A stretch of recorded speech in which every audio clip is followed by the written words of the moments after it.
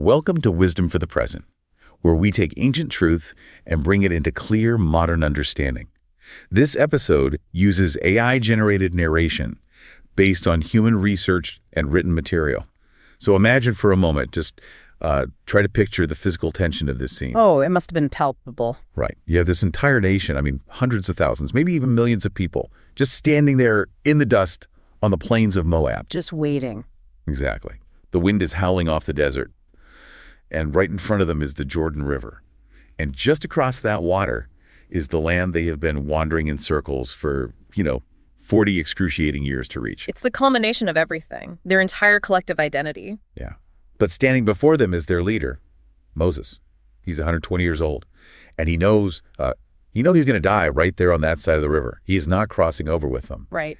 And what he delivers in this moment, it isn't some polite congratulatory farewell speech. Not at all. No, it is a terrifying, visceral, incredibly high-stakes ultimatum about the absolute reality of human nature, societal collapse, and the actual mechanics of survival. Yeah, because it is the ultimate transfer of responsibility, really. For 4 decades, this group has been a nomadic tribe. Dependent on him. Highly dependent. Yeah. Heavily dependent on centralized, charismatic leadership.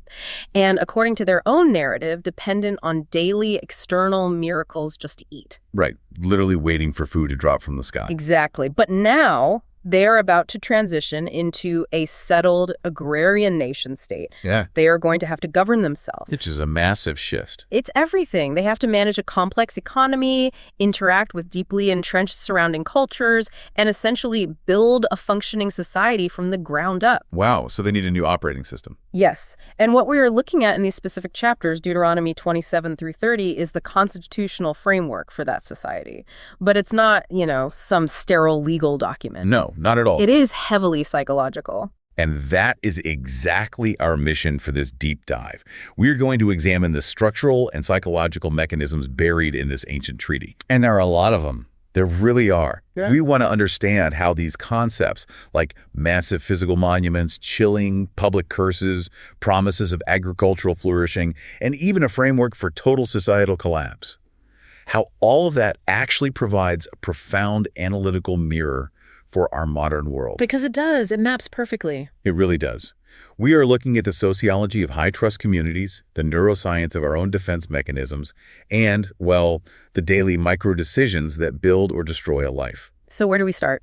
Let's start with the physical infrastructure. The stuff Moses commands them to build the very moment they cross the river. This is chapter 27. Ah, yes, the stones. Right. The instructions are incredibly specific. They're told to take large stones, set them up, and coat them entirely in plaster. Plaster, yeah. Then they are to write the law on this plaster, and the text says very plainly. But then, right next to these plastered stones, they are commanded to build an altar. And this altar has a completely different set of architectural roles. Entirely different. It must be made of unhewn, uncut stones. Verse 5 explicitly says, "You shall not wield an iron tool on them." Which is such a specific detail. It is. And I have to pause right there because if I am putting myself in the shoes of an ancient Israelite or, even just a modern architect, this feels entirely backward. How so? Well, if I am building a monument to the ultimate divine law and an altar to the creator of the universe, I want symmetry. You want it to look impressive. Right. I want perfectly polished, gleaming marble. I want to look like those magnificent ziggurats and temples in Egypt or Babylon that they've seen. Rough, uncut rocks pulled straight out of the dirt. They feel cheap. They feel chaotic. Exactly. Why mandate something so unrefined for something so holy? To understand that, we really have to look at how the surrounding ancient Near Eastern cultures handled law and power. Yeah. Okay, lay it out for us. Well, in that era, laws were typically carved into massive stone steels. Like the most famous example is the Code of Hammurabi. Right. We've all seen pictures of that. Yeah, these were gigantic blocks of diorite or basalt. It took master artisans months, sometimes years, to chisel the cuneiform into the rock. It's just incredibly labor-intensive. And the stone itself was polished to a mirror finish. But here is the critical mechanism, the thing you have to realize. Those steels were not designed for the average citizen to read. Oh, really? No, not at all. They were monuments to the king's absolute unyielding power. The medium was the message. Ah. A polished stone essentially said, the king is eternal, the king is flawless, the king is untouchable. So the permanence and the artistic perfection of the stone were actually intimidation tactics. Precisely. It was a projection of state power. Now, contrast that with what Moses is commanding here. He says to take large stones and coat them in plaster. Which is so different. Right. Because from a purely archaeological standpoint, plaster is fragile. It weathers. It's not going to last 1,000 years, like polished diorite. Exactly. But what plaster does do is create a smooth, bright white surface that allows text to be written incredibly clearly and legibly. Function over form. Yes. The text explicitly says to write it very plainly. It was an ancient democratization of the law. That's a great way to put it. It wasn't about creating an intimidating artistic masterpiece to glorify a human leader, you know. It was about accessibility. The average person needed to be able to walk up, read the social contract, and understand the boundaries of their community. Okay, that reframes the plaster entirely. It's prioritizing function and clarity over human ego. Yeah. But what about the altar? The uncut stones. Yeah. If the plastered stones represent the clear, accessible standard of the law, what is the psychological function of prohibiting a chisel on the altar? Well, the iron tool represents human manipulation. Okay. When an ancient mason took a chisel to a stone, they were imposing their own will, their own aesthetic onto nature. They were trying to make the stone look, better or more perfect than it actually was. Mm-hmm. Right. Editing reality. Exactly. Yeah. And the commentary from Matthew Henry highlights a brilliant juxtaposition here. You have the plastered stones with the law written perfectly and clearly, representing the absolute, flawless moral standard. Right. And right beside it, you have the altar of unhewn stones, which is the place of sacrifice, atonement, and reconciliation. Oh, wow. Henry notes that where the law is clearly written, a place for grace must be set up incredibly close by. Because the moment you look at the perfect standard, you realize you have failed it. Exactly. You see the law, you see your failure. And when you come to seek reconciliation for that failure, you cannot come with human artifice. No chisels allowed. Right. The prohibition of the iron tool is a demand for absolute vulnerability. You cannot chisel away your flaws. You can't fake it. You cannot present a highly polished, artificially shaped version of yourself to the divine. You must come exactly as you are. Rough edges, imperfections, asymmetrical brokenness, and all. That mechanism, that hits incredibly hard today. Think about the sociology of our modern digital existence. Oh, it's so relevant. We are a culture completely obsessed with the iron tool. We spend our entire lives chiseling and polishing our public personas. Filters on everything. Filters, curating our social media feeds, carefully scripting our corporate communications. We were desperately trying to present ourselves as these flawlessly polished stales. Just like Hammurabi. Yes. We want our communities to see us as symmetrical and perfect. But the exhaustion of modern life is largely tied to the energy it takes to maintain that polished plaster. It's exhausting to keep up the act. It really is. And what this ancient text is suggesting is that true connection, true reconciliation, whether that is psychological peace, spiritual atonement, or just deep human relationships, cannot happen on the polished stone. All right. It only happens at the unhewn altar. It requires the terrifying vulnerability of saying, here is the raw, unedited, asymmetrical reality of who I am. And that is the core psychological insight of the altar, because the text mentions that they are to offer peace offerings on these rough stones and rejoice. Rejoice is a strong word. Because there is a deep psychological relief in dropping the chisel. When you stop trying to manufacture a perfect image, you actually free up the cognitive and emotional bandwidth to experience genuine communal joy. Which provides a perfect bridge to the next massive logistical undertaking Moses commands. Yeah. Because once they establish this baseline of unhewn vulnerability, they have to establish the collective boundaries of the society. Right, moving into the second half of chapter 27. Yeah, which describes what I can only call an amphitheater of extreme accountability. Moses gives them a geographical mandate. Once they enter the land. Right. They are to travel to the valley of Shechem. It's a very specific topographical location flanked by two mountains, Anterzim and Mount Ebal. The mountains of blessing and curse. Exactly. 6 of the tribes are ordered to stand on Mount Gerizim to represent the blessings of the covenant. The other 6 tribes are ordered to stand on Mount Ebal to represent the curses. And down in the valley between them. Down in the valley stand the Levites, the priestly class.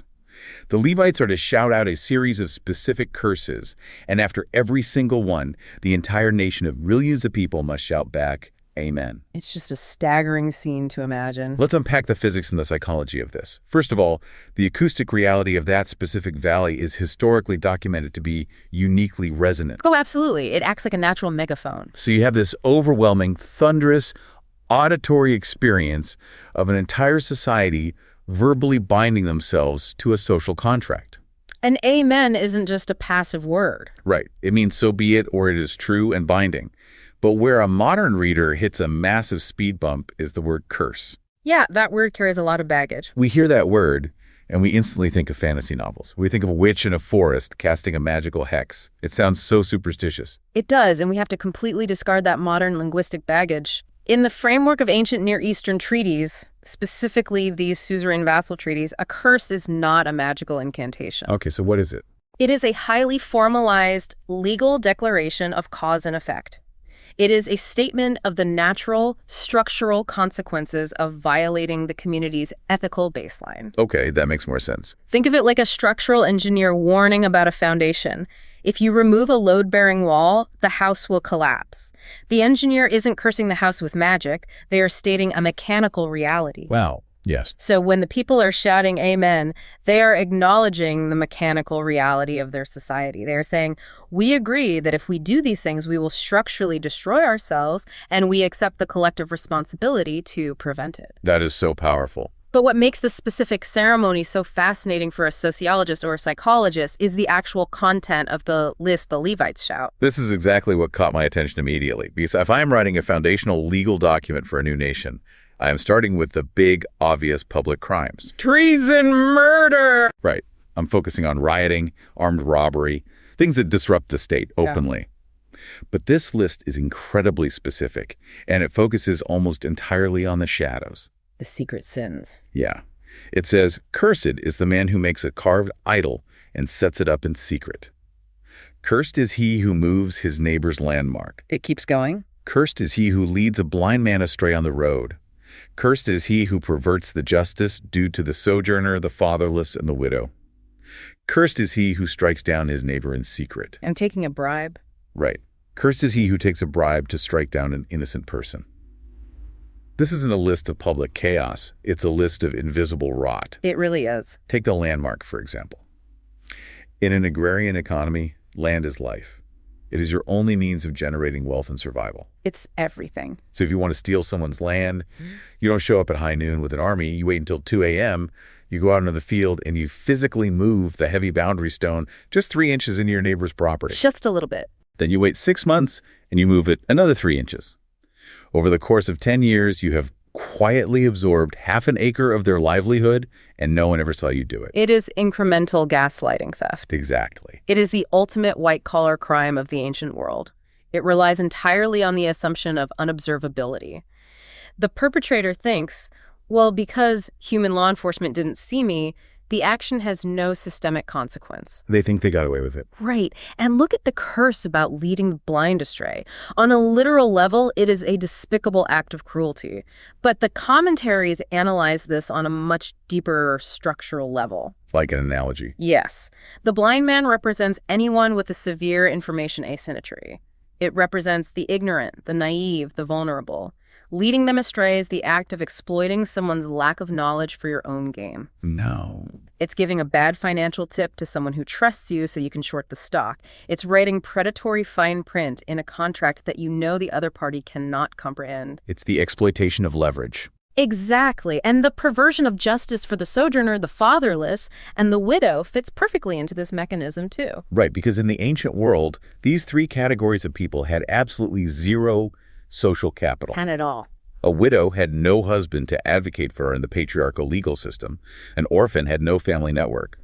A sojourner or immigrant had no tribal affiliations or land rights. They were completely unprotected. So if a powerful landowner decided to bribe a judge to take a widow's property, who is she going to call? She has no power. The crime is entirely insulated by the perpetrator's leverage. Yes. And Moses is targeting the fundamental illusion of power here. The illusion is that if an injustice goes unpunished by human courts because the perpetrator is too clever, too hidden, or too powerful, then the injustice effectively didn't happen. But the ceremony changes that. The ceremony on Mount Ebal completely shatters that illusion. By forcing the entire society to stand in that acoustic valley and scream "Amen" to the condemnation of secret sins, Moses is establishing an overarching architecture of accountability. He's saying there are no secrets. He is declaring that there is no such thing as an insulated crime. The universe is a closed moral system. The structural rot introduced by moving a landmark in the dark eventually compromises the integrity of the entire community. I think about how this translates to the architecture of our own lives. I mean, we often operate under the delusion that our character is defined by our public resume. Oh, constantly. But the reality of Mount Ebal suggests that your actual character and the actual structural integrity of your life is defined almost entirely by what you do when you possess absolute leverage and total anonymity. And we have so much of that today. More than ever. We live in an era that provides more digital anonymity and leverage than any time in human history. We can be invisible at will. It's true. We can move digital landmarks. We can exploit information asymmetries online. We can engage in toxic behavior from burner accounts. And we can do it all while sitting alone in a dark room. Completely insulated from immediate human accountability. Right. So this text forces an incredibly uncomfortable mirror in front of us. If the hidden infrastructure of your life, your private search history, your undisclosed financial maneuvers, the way you speak about your colleagues when the Zoom call ends, if all of those secret actions were projected onto the sheer rock face of Mount Ebal for your entire community to evaluate, that's a terrifying thought. would you be able to stand there and shout amen to them? Would you proudly co-sign the invisible architecture of your own life? Because this ancient wisdom insists that the termites you harbor in the dark will eventually bring down the public house you are trying so hard to build. And that transition from the invisible architecture to the visible house is exactly what Moses addresses next. In chapter 28. Right. He shifts from the boundaries of the social contract to the macroeconomic and societal outcomes of honoring that contract. He outlines a staggering list of blessings. Okay, lay some of them out. He says, if you faithfully obey the voice of the Lord your God, being careful to do all his commandments, blessed shall you be in the city, and blessed shall you be in the field. It covers everything. Blessed shall be the fruit of your womb, and the fruit of your ground, and the fruit of your cattle. Blessed shall be your basket and your kneading bowl. Blessed shall you be when you come in, and blessed shall you be when you go out. Okay, I have to play the skeptic here. I figured you might. Because when I read those verses, red flags immediately go up. It sounds dangerously close to the modern prosperity gospel. Ah, yeah. The vending machine theology. Exactly. The prosperity gospel is this highly toxic transactional ideology that treats the universe like a moral vending machine. You put in the coin of good behavior or positive thinking, and the universe dispenses a luxury car, perfect health, and a corner office. Which is obviously not reality. We know empirically that the world does not work that way. Good, ethical people suffer terrible tragedies. Honest businesses go bankrupt.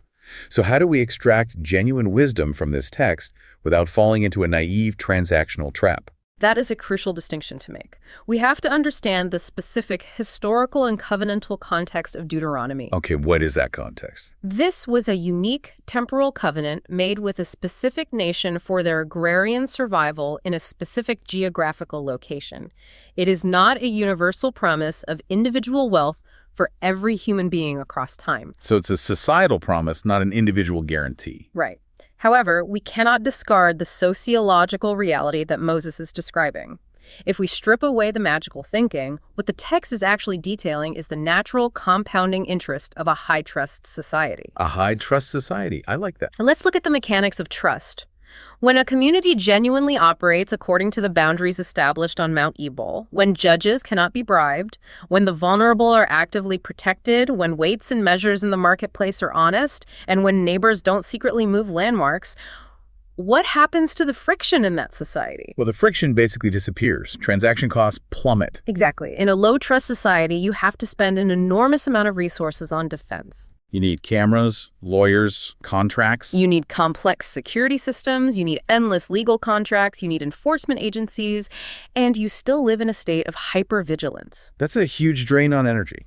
But in a high-trust society, energy that would have been wasted on defense is redirected into innovation, production, and community building. Trade prospers because a handshake actually means something. Families are stable because the social fabric supports them. Yes. And the psychological stress of the population drops significantly, which we know from modern epigenetics directly improves physical health and longevity. So the blessings in the city and the field are the organic, structural outcomes of ethical alignment. I love how specific the text gets regarding the scale of this flourishing, too. It doesn't just say your nation will win great wars and have a high GDP. No, it's very domestic. It brings the blessing down to the most granular, mundane level of daily existence. Blessed shall be your basket and your kneading bowl. The daily bread. Exactly. The commentary points out that this refers to the daily bread, the supply chain of the ancient kitchen. The basket is where you store the grain. The kneading bowl is where you process it. It's the morning routine. Yes. Moses is saying that if you live a life of integrity, that alignment will permeate all the way down to your breakfast. Which is a beautiful thought. It is, because we have this terrible habit of compartmentalizing our lives. We have our ethical or spiritual life, which we engage in for maybe an hour on the weekend, and then we have our real life. The Monday morning commute. The email inbox, the financial spreadsheets. But this text refuses that division. It insists that the macro health of the city is directly tied to the microethics of the kneading bowl. It's all connected. It demands that your highest values touch your daily routines, the way you treat the barista, the way you respond to an aggressive driver, the integrity with which you fill out an expense report.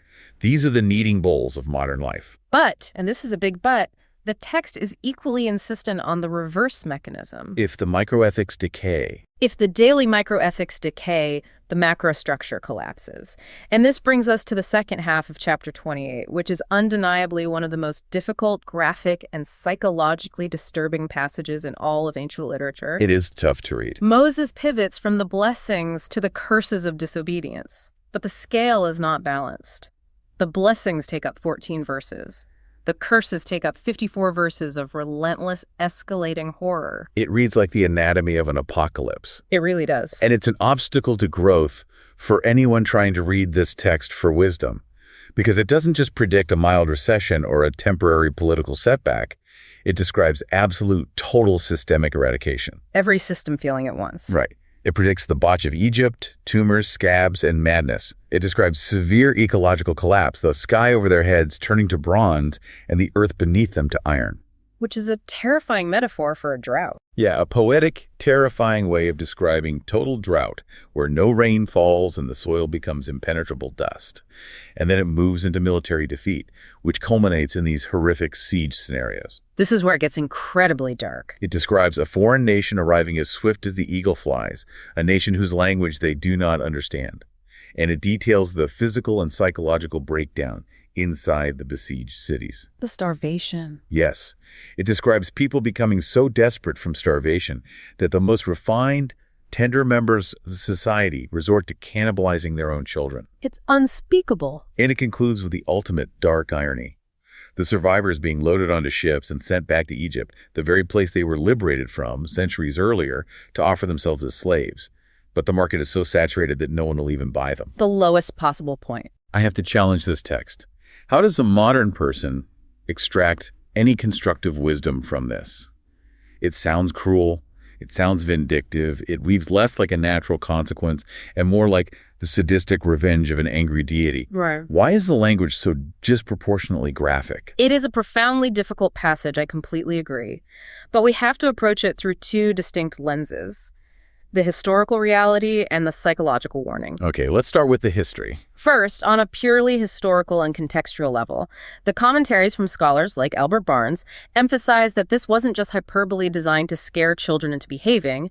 It was a chillingly precise, prophetic roadmap of what actually occurred to the Jewish nation centuries later. Wait, really? The specific details happen? Yes. When it speaks of a nation swooping down from afar from the end of the earth as swift as the eagle flies, historians note the terrifying accuracy of this description in relation to the Roman Empire. The eagle? Exactly.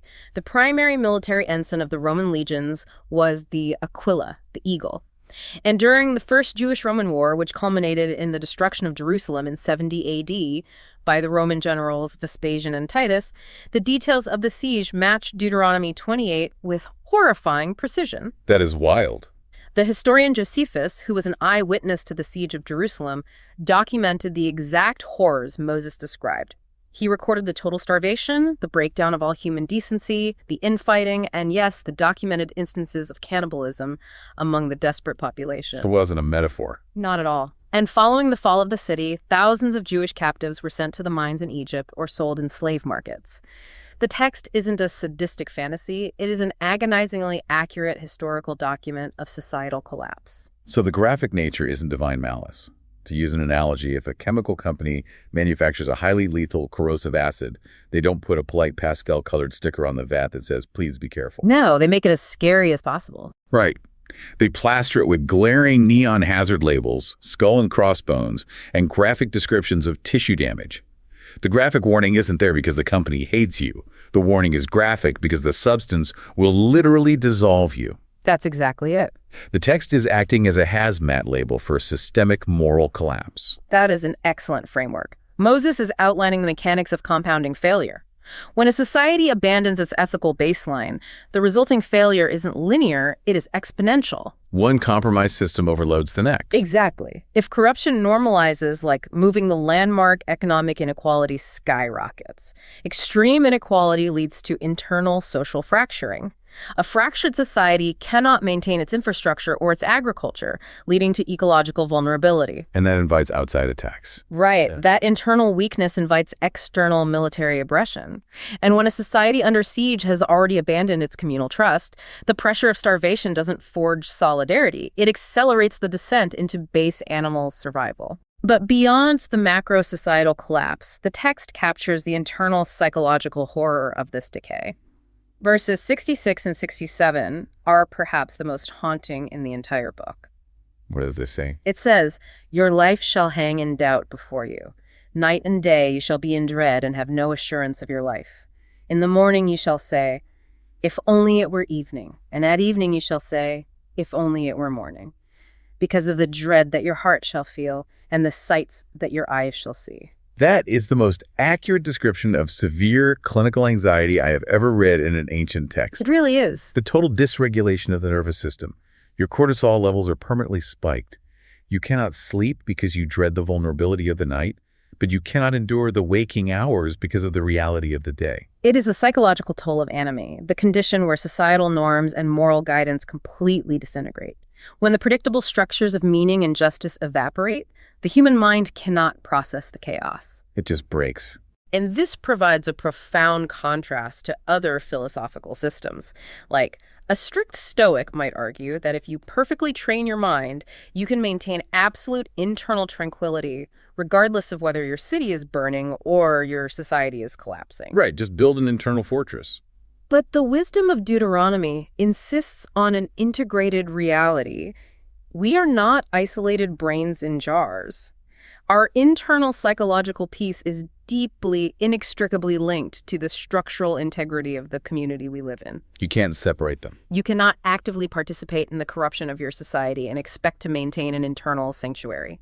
The rot will eventually reach your own foundation.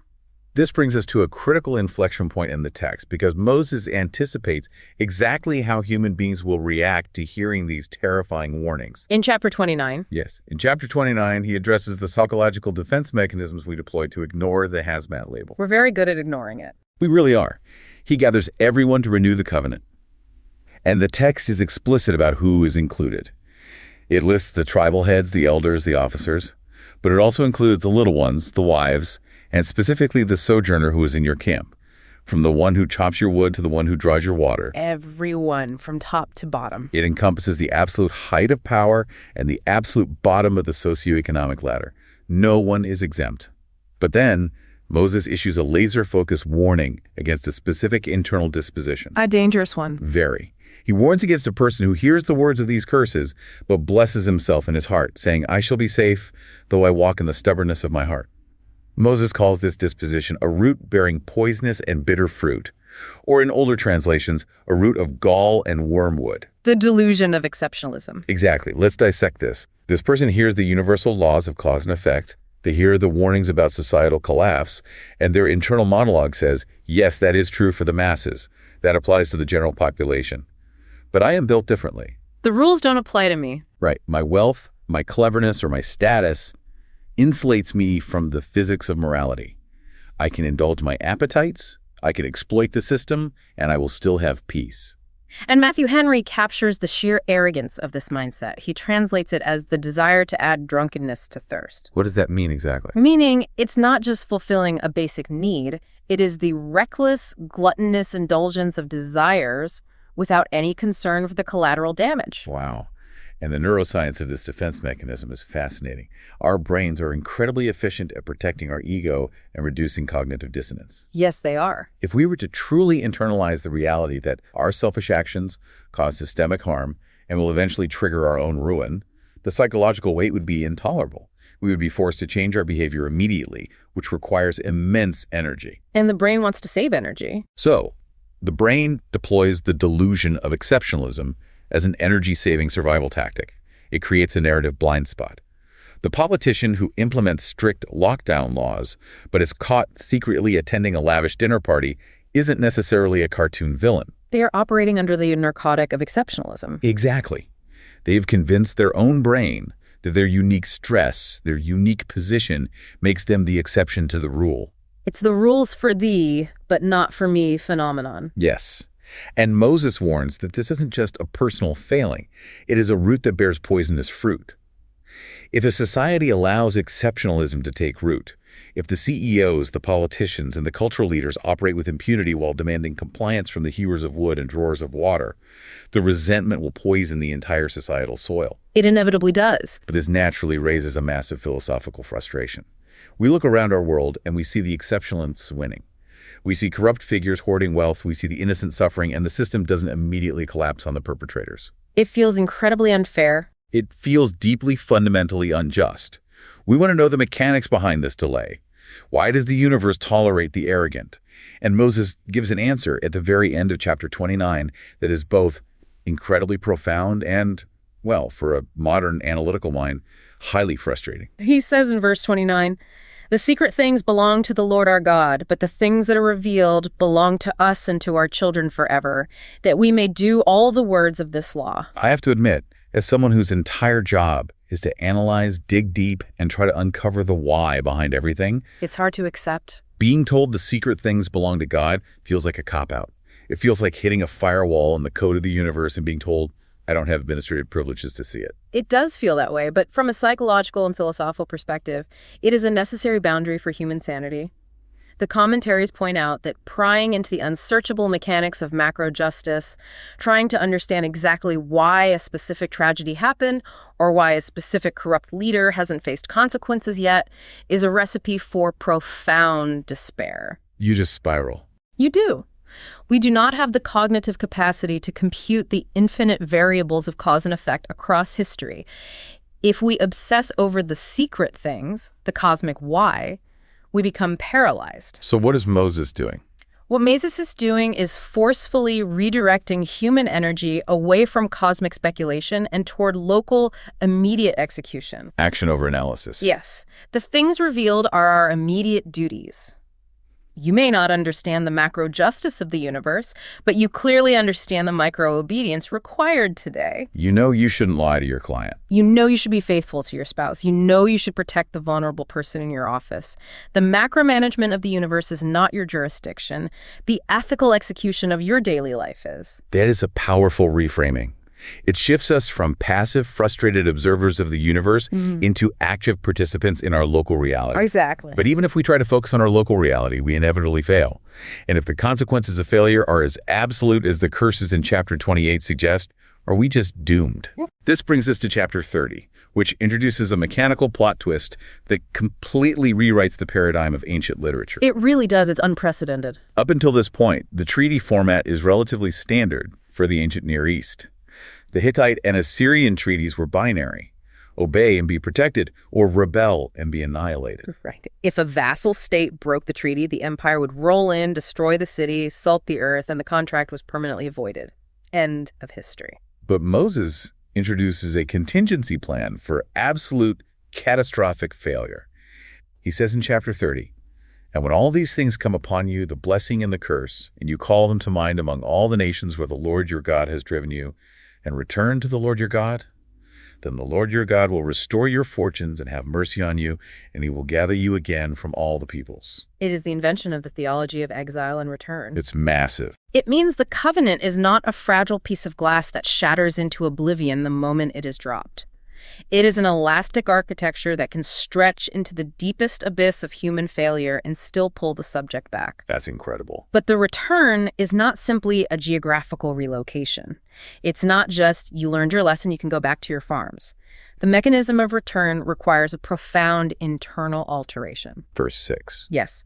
Verse 6 says, "And the Lord your God will circumcise your heart and the heart of your offspring, so that you will love the Lord your God with all your heart and with all your soul, that you may live." We need to dissect that metaphor, the circumcised heart. We talked earlier about the unhewn stones of the altar. Right, coming as you are. Circumcision is a visceral, physical cutting away of a barrier. In a psychological context, circumcising the heart means stripping away the thick, callous defense mechanisms we have built up. It's a painful process. It means cutting through the delusion of exceptionalism, the arrogance, and the cynical armor that prevents us from experiencing genuine empathy, vulnerability, and love. What is revolutionary here is the implication that this deep internal rewiring often requires the trauma of the exile. The commentaries lean heavily into this. Affliction and rock bottom are often the only environments where the human ego is sufficiently weakened to allow for a circumcised heart. Because success reinforces the ego. Exactly. When you are sitting in the prosperity of the blessing, your ego is continually reinforced. You believe your success is solely the product of your own genius. Of course. It is only when the systems collapse, when you are scattered among the nations, or in modern terms, when you hit absolute rock bottom in your career, your marriage, or your personal integrity, that the narrative shatters. The text says when you call them to mind, the clarity of reality only pierces through when the noise of success is silenced. The disaster isn't the end of the story. It is the severe, necessary catalyst for transformation. Beautifully said. I look at how our modern culture handles failure, and it feels like we have regressed back to the brutal Assyrian treaty models. Oh, without a doubt. We live in a highly punitive cancel culture. If a public figure or even a private citizen makes a catastrophic moral error, the modern digital response is permanent exile. We strip them of their platform, their livelihood. And their social standing. We pronounce the curses of Mount Ebal over them, but cancel culture completely lacks a framework for Chapter 30. It has zero mechanism for the circumcised heart. None. It assumes that once the contract is breached, the human being is permanently toxic and the treaty is void forever. Which is such a hopeless way to live. It is. This ancient text profoundly challenges our sociology of failure. It insists that the exile, the shame, the loss, the hitting of rock bottom is not a permanent graveyard. It is the starting line for redemption. Right. It forces us to ask how we handle the exiles in our own lives. When a friend fails spectacularly, do we leave them in the digital wasteland, or do we provide a pathway for return once they have done the internal work of calling it to mind? And more intimately, when we fail. Yes. Do we set up camp in our own shame and assume the story is over? Or do we recognize the rock bottom as the exact location where the calluses are cut away? The challenge, of course, is that the process of return, the internal rewiring, the radical repentance, feels impossibly daunting. It feels like too much work. And Moses, perhaps sensing the psychological overwhelm of his audience after laying out this massive framework of national destiny, cosmic curses, and heart surgery, brings the lens intimately close in the next section. In chapter 30, verses 11 through 14. Yes, he speaks to the accessibility of the truth. He says, "For this commandment that I command you today is not too hard for you, neither is it far off. It is not in heaven that you should say, 'Who will ascend to heaven for us and bring it to us, that we may hear it and do it?' Keep going. Neither is it beyond the sea that you should say, 'Who will go over the sea for us and bring it to us?' But the word is very near you. It is in your mouth and in your heart, so that you can do it." I want to dig into the historical context of beyond the sea and in heaven, because this is a direct strike against the esoteric knowledge economies of the ancient world. It absolutely is. In almost every other ancient culture, divine truth and cosmic wisdom were incredibly scarce, highly guarded commodities. You couldn't just access it. No. If you wanted to know the will of the gods in Babylon, you couldn't just read a book. You had to consult an elite class of priests who specialized in reading the entrails of slaughtered sheep or charting complex astrological movements. Or go on a quest. Exactly. If you look at their literature, Like the Epic of Gilgamesh, gaining wisdom required a superhuman mythical quest. Gilgamesh has to physically traverse the treacherous waters of death to find the survivor of the Great Flood just to ask a question about immortality. Wisdom was always framed as distant, expensive, and exclusive. And Moses is violently tearing down that entire esoteric paradigm. He's looking at a crowd of former slaves and saying, you don't need a mystic. You don't need a hero to cross an ocean. You don't need to decipher a riddle. The truth has been completely democratized. Yes. It is locally available, it is sitting on your own tongue and beating in your own chest. It is the ultimate demystification of ethics. And from a psychological standpoint, it exposes a very clever evasion tactic that humans use. Oh, do tell. If we convince ourselves that the truth is hidden in heaven or beyond the sea, we effectively grant ourselves a permanent alibi for inaction. Oh, I see. We can say, well, I would live a perfectly ethical, meaningful life, but unfortunately, I haven't completed my mythical quest yet. I haven't found the guru. I haven't deciphered the secret code. So until then, I am not responsible for my behavior. That is so true. Moses removes the alibi. By declaring that the core moral imperatives, justice, kindness, fidelity, integrity, are already intimately known to the human conscience, he shifts the issue from a lack of information to a lack of execution. We deploy this exact same evasion tactic today, just with different terminology. Oh. We don't talk about crossing the waters of death, but we suffer from a massive, self-inflicted plague of information overload and analysis paralysis.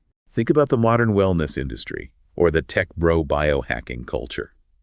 We convince ourselves that we cannot achieve physical or psychological health until we have consumed 50 more podcasts, purchased the perfectly optimized supplements, and attended a $10,000 silent retreat in Costa Rica. Right. The truth is always just out of reach. We treat wisdom like an optimization algorithm that is perpetually one Google search away.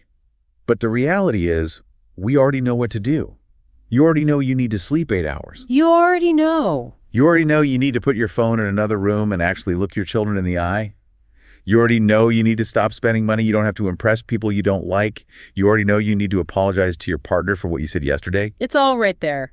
The deepest moral and practical imperatives of your life are not hidden beyond the sea of the internet. They are very near you. It is a terrifying realization because it means we cannot delay obedience under the guise of doing more research. And that immediacy brings us to the great culmination of this entire address. The ultimatum. Yes. Moses has laid out the architecture of the society, the boundaries of behavior, the compounding consequences of failure, the psychological traps, the mechanism of return, and the inescapable nearness of the truth. Now he forces the ultimate choice. In verses 15 through 20. The language reaches a crescendo. See, I have set before you today life and good, death and evil.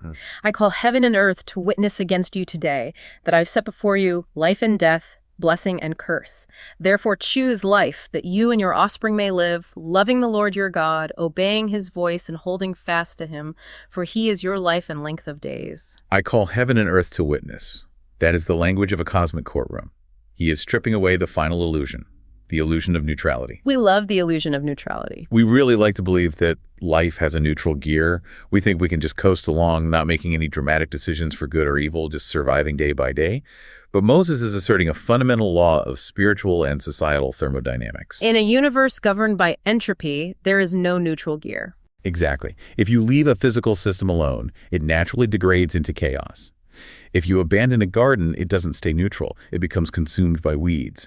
The default current of the world pulls toward decay, fragmentation, and death.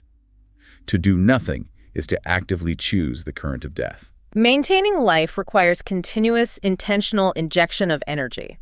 Choose life is an active, ongoing imperative verb. Notice how he defines it. Right. He doesn't define it as merely maintaining a biological pulse or accumulating wealth. He defines life as a relational connection.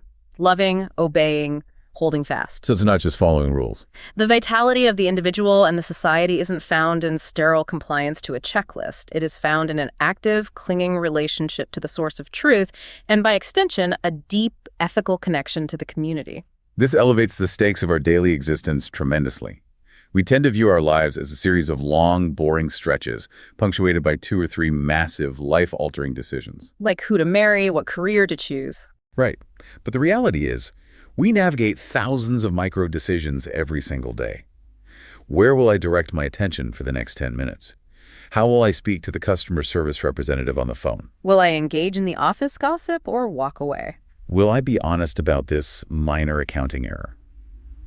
It is dangerously easy to view these micro-decisions as trivial, neutral actions. They feel so small. But if we apply the framework Moses has just given us, every single one of those decisions is a brick. You're either laying a solid brick on the foundation of high-trust, flourishing life, or you are laying a termite-infested piece of wood that contributes to the structural rot of your own character. Compounding interest. When you choose to exploit an information asymmetry, when you choose the delusion of exceptionalism, when you choose to endlessly research instead of executing the truth you already know, you are choosing the path of decay. You're choosing death. But there's the alternative. When you choose vulnerability at the unhewn altar, when you choose to protect the marginalized even when you have the leverage not to, when you choose to strip away the calluses of your ego, you are fiercely, actively choosing life. The echoes of Mount Gerizim and Mount Ebal are not confined to a specific geographical valley in the ancient Near East. The amphitheater of accountability is the permanent reality of the human condition. The physics of morality are always operating. So imagine standing in that valley right now. The acoustic resonance is bouncing off the walls of your own mind. The Levites are shouting out the secret behaviors, the hidden habits, and the daily micro-decisions that make up your actual character. What are you saying amen to? What are you saying amen to today? Are you verbally binding yourself to the polished, superficial plaster of a curated life, or the raw, unhewn stones of authenticity? It's a daily choice. Are you nurturing the poisonous root of exceptionalism? Or are you doing the agonizing work of circumcising your heart? Because the history of your life is not a mystery hidden beyond the sea. It is being written right now in your mouth and in your heart. The diagnostic structural report of your soul is being generated by your choices. The universe is watching. Choose life. That is beautifully said. That's the heart of this section. This is Wisdom for the Present, where understanding leads to clarity, and clarity shapes how we see and live. We'll see you in the next episode.